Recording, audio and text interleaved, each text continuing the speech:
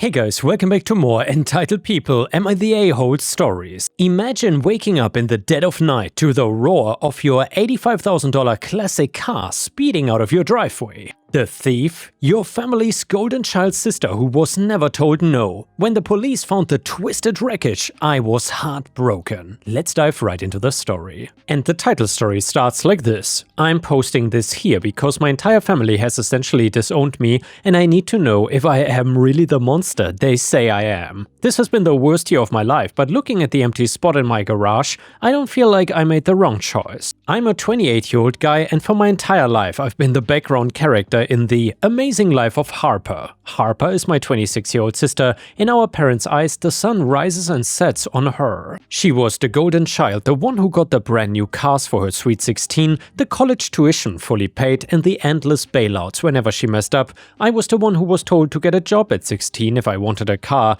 the one who took out loans for trade school, and the one who was expected to just deal with things on my own. I'm not saying I had a terrible childhood, but the disparity was obvious to anyone with eyes. My pride and joy, the thing that kept me sane through my 20s, was my car. It was not just a car to me, it was a 1969 Pontiac GTO. I bought the frame and a rust bucket shell when I was 19 with money I saved from working construction. For nearly a decade, every spare dollar and every free weekend went into that machine. I rebuilt the engine with my own hands, I sanded the body down to bare metal until my fingers bled, and I sourced original parts from swap meets 3 states away. I painted it a deep metallic midnight blue that looked like a mirror. When I finally finished it last year, I had it appraised for agreed value insurance, and the number made my agent sweat. It was my masterpiece. It was the one thing I had that was undeniably mine. But Harper, on the other hand, has gone through 4 cars in 6 years. She treats vehicles like disposable accessories. She curbs wheels, skips oil changes until the engine seizes,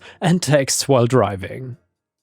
My parents just shrug and help her get a new one because she needs to go to work, a part-time job she barely maintains. The nightmare started about 8 months ago. My parents were hosting a chaotic family reunion at their house. I usually try to avoid these, but my mom pulled the "it would mean so much to me" card, so I agreed to go. I made the mistake of driving the GTO there. I usually don't take it to family events because I don't like leaving it parked on the street, but the weather was perfect and I wanted to take it for a run to keep the fluids moving. When I pulled up, the reaction was mixed. My uncles were impressed, asking to pop the hood. Harper, however, was just staring at it.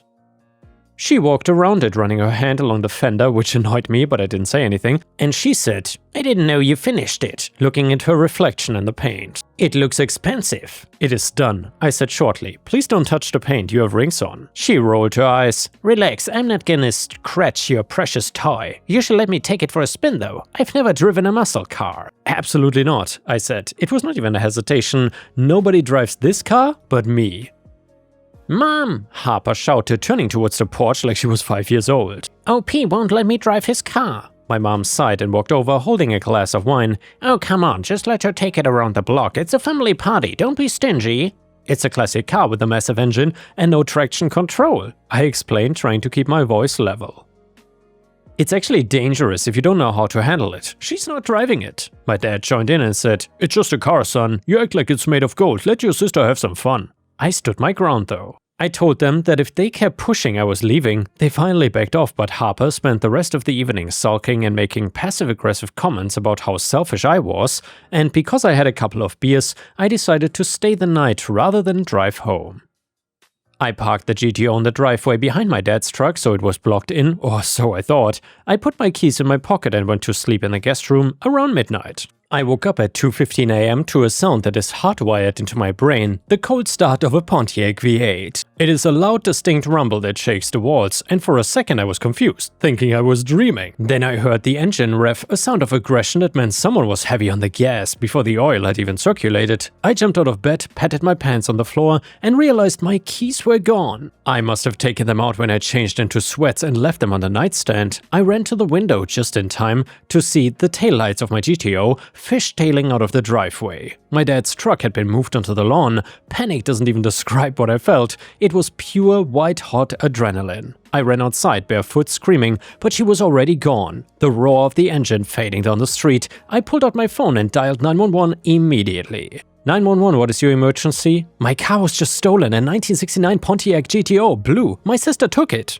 I went back inside and shook my parents awake. Harper stole my car, I yelled. My mom sat up blinking. What? No, she probably just needed to go to the store. Don't be dramatic.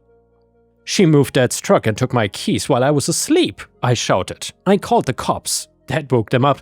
You called the cops on your sister? My dad roared. Call them back right now and cancel it. She's just joyriding. You're gonna get her arrested over a car? Yeah, I said. She stole it. I refused to call the police back. I got dressed and paced the living room while my parents screamed at me for apparently betraying the family. About 20 minutes later, my phone rang. It was an officer.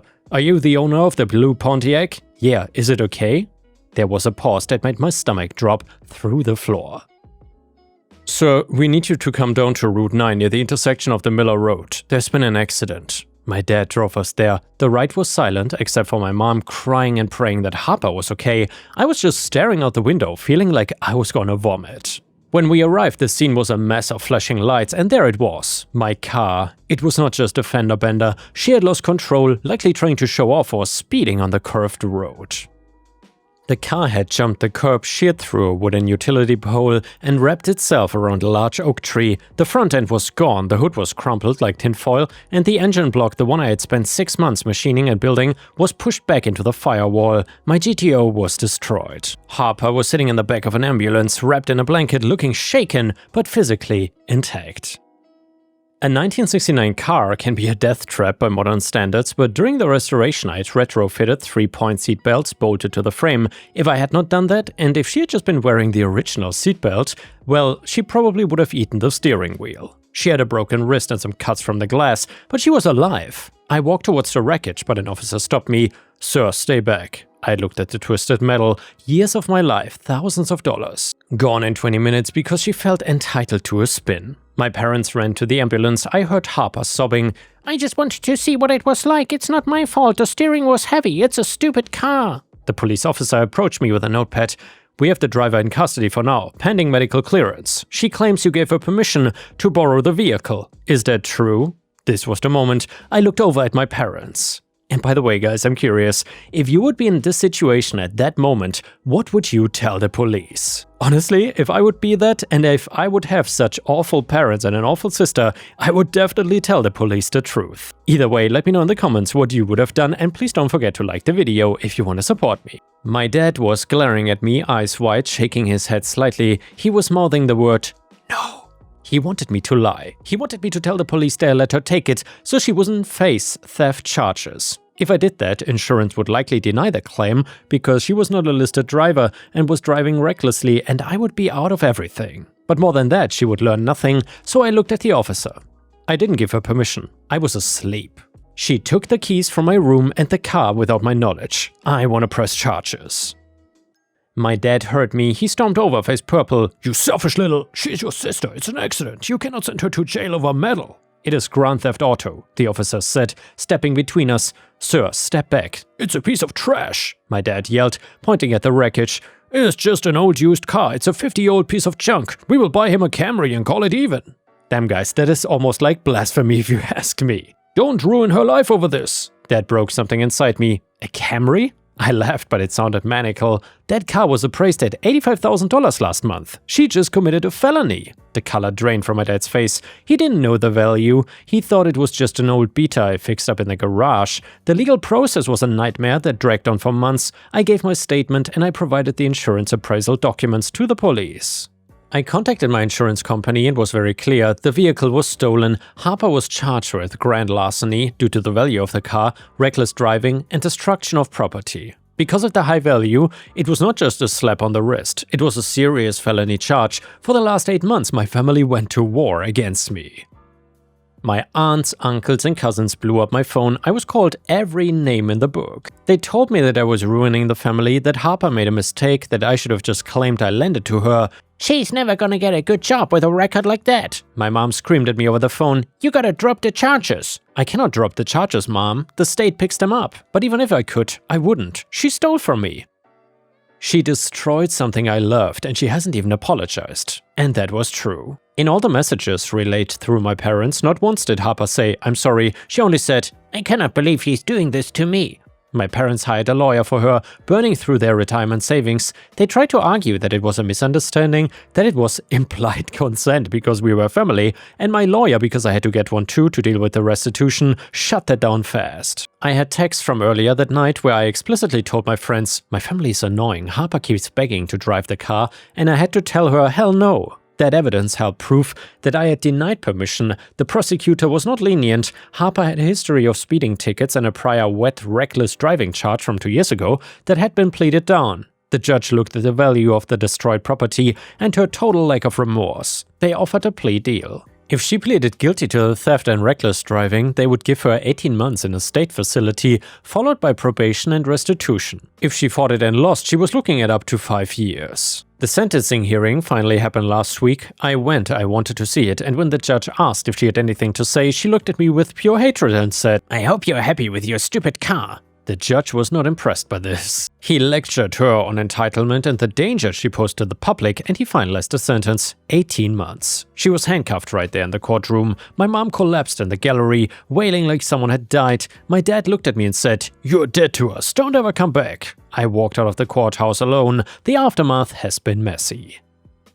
My insurance company paid out the full appraised value of the car because I filed the police report immediately and maintained that it was theft. It's a lot of money, enough to buy a really nice house in my area or start a new project, but I have not touched it yet. I have blocked my entire family. I had to get a new phone number because they gave mine out to random extended family members who would call to harass me. I also received a letter from my parents sent to my workplace because they don't know my new number, telling me that I'm written out of the will and that I'm responsible for destroying the family legacy, and a friend of mine who's still in contact with them told me that my parents are trying to mortgage their house to pay for Harper's commissary and legal appeals, but they are drowning in debt. They keep telling everyone that I'm a vindictive liar who set his sister up. I'm sitting here now looking at photos of my GTO before the crash. It was beautiful, I spent thousands of hours on it, and it was the physical representation of my hard work. Harper destroyed it in 20 minutes because she couldn't handle being told no. Part of me feels guilty, she's in prison, a real prison, and she's gonna have a felony record for the rest of her life. She won't be able to vote, she will have a hard time renting an apartment, and her career prospects are shot. I did that. I made the decision that ruined her life. If I had just lied and said, yeah, let her drive it, she would be free, and I would be out 85 grand and have a broken heart, but my family would still be talking to me. But then I remember her calling my life's work a piece of trash. I remember my dad trying to buy me off with a Camry. I remember the entitlement. I don't think I'm wrong, but the silence in my house is loud. I lost my car and my family in the same night. So Reddit, am I the a-hole for sending my sister to prison for stealing and wrecking my classic car? And yeah guys, let me know in the comments what you think about this one. Comment number 1, you're the a-hole. I actually feel sick reading this. You sent your own flesh and blood to prison over a hunk of metal? You're the a-hole. Huge time. Look, I get it. You worked hard on the car, but at the end of the day, it is an object and your sister is a human being. You literally prioritized a possession over a person's entire future. You admit yourself that she's gonna have a felony record for life, cannot vote, and cannot get a decent job now. You did that. You pulled the trigger on ruining her life because your ego was bruised that she touched your masterpiece. Also, your parents offered you a solution. They offered to buy you a Camry to make it even. Sure, maybe it's not a cool muscle car, but it gets you from A to B, which is what cars are for. Also, instead of accepting a compromise and keeping the family together, you laughed in your dad's face. You say she stole it, but you left the keys on your nightstand in a house where you knew she wanted to drive it. That is practically entrapment. Damn, this guy is like the king of gaslighting. He should get a gold medal for that. Anyway, you set her up because you've been jealous of the golden child your whole life. This was not about justice, this was about revenge for your childhood. I hope the $85,000 keeps you warm at night because you don't deserve a family. Comment number 2, everyone sucks here, bro. Your sister sucks for obvious reasons. She stole your car, destroyed it, and showed zero remorse. Your parents suck for enabling her terrible behavior her entire life, and then expecting you to cover for a literal felony. They created this monster, but dude, you also suck. Not for pressing charges initially, that was justified, but for following through all the way to an 18-month prison sentence without any attempt at alternative resolutions. And yes, what she did was legally theft. And yes, she deserved consequences, but there's a middle ground between let her get away with it and send her to actual prison for a year and a half. You could have pushed for restitution, community service, probation, anger management, literally anything that would have held her accountable without giving her a life-destroying felony record. You say you had to get a lawyer for restitution anyway, so you clearly cared about getting compensated. Why not work with the prosecutor on a deal that got you paid back over time while she did community service and probation or something? Why did it have to be prison? I get that you're hurt, I get that your family dynamics are toxic, and that she was never held accountable before, but this was not about justice, this was about revenge. You wanted her to suffer because she hurt you. You didn't just want your car's value back, you wanted her destroyed, and you got it. She'll be a felon forever. She cannot vote, cannot get decent jobs, will struggle with housing. You essentially ended her life trajectory over a car that insurance paid out for anyway. And yeah, it had sentimental value, but you got $85,000 in cash. You are made whole financially. The proportionality is just off here. What she did was worth serious consequences, but not life-ruining ones. Sometimes being technically legally right doesn't mean you're morally right. You chose the nuclear option when smaller bombs were available, and now you're alone with your righteousness and your money. Everyone in your family needs therapy, including you. Comment number 3, holy crap dude, I'm so sorry. That wasn't just a car, that was almost a decade of your life, your blood, sweat and tears poured into metal and chrome. Your sister didn't just take a joyride, she committed a felony. She stole an $85,000 vehicle after you explicitly told her no, snuck into your room while you were asleep and moved another vehicle to get it out, and then destroyed it through reckless driving. The fact that your family is calling you the villain here is just insane. I mean, she could have killed someone, she could have killed herself, and not once has she apologized, not once has she taken responsibility. Even at sentencing, she was still making it about your stupid car instead of acknowledging that she stole and destroyed your property. Your parents enabled this monster. They created her by never holding her accountable for anything. This is the natural consequence of a lifetime of golden child syndrome. They are reaping what they sowed. You didn't ruin her life, she ruined her life herself. You just refused to lie to protect her from the consequences of her actions. So yeah, that's not being vindictive, that's just being a person with a spine. And also, your dad tried to replace an $85,000 custom restoration with a Camry and called your masterpiece a junk? These people have never respected you or your accomplishments, and you're better off without them. Take that insurance money and build something beautiful, maybe another car, maybe a new life, far away from these people. You deserve better. And the next one is a fantastic petty revenge story that is brand new and you don't want to miss it. It is titled, "Crappy Neighbor Keeps Stealing My Laundry Cycles and Dumping My Clothes." They did it again today, emptied my barely wet clothes out of the washer and into the dryer, and then put their load of clothes in to run on the detergent and cycle I paid for with all 3 loads of my laundry. Imagine my surprise when I show back up to the laundry room 5 minutes early to find my clothes soapy in the dryer and someone else's laundry halfway through the wash cycle. Mine were dragged through the uncleaned lint traps on the dryer door too. I had 25 minutes to act, so I had to improvise. So they were on wash cycle still, but would switch to rinse in a few. They are old machines, still some proper analog hardware interface to them, and the Bluetooth was installed after the fact, connected to the machine power supply and controlled the door. I paid for the cycle, so I used the app to pause my own laundry, grabbed some lint from the lint trap they dragged my clothes through, and tossed a little into each stolen load. Then closed the door to restart the rinse cycle and then unplugged all 3 washers once they had locked again, disabling the Bluetooth-based mid-load unlocking. I'm sure somebody will figure out the machine is unplugged, but I had to crawl back there pretty far, and if they are doing this to everyone else too, I'm sure it'll take a while for someone to decide to tell them. So yeah, hey a-hole, your clothes are staying in the machine until you learn to pay for your own damn laundry. Have fun getting them back, I'll be paying a new cycle for mine on a different floor. Update to the story, it's been a few hours, my clothes are finally done, and I stopped by the second floor laundry room and was terribly dismayed to see that there seems to be an issue with 3 of the washers. Wouldn't let someone's clothes out. How unfortunate. Edit number 2, tired of answering your questions about the time discrepancy, so I'm gonna answer this once more. When you force the washer or door while it's latched on rinse cycle, the machine stops the load, but the app doesn't update without a direct Bluetooth connection. The machines were older than the app, so the sync is all janky. It only locks during the spin cycle, and another tenant showed me how to get it to reset a load by doing that.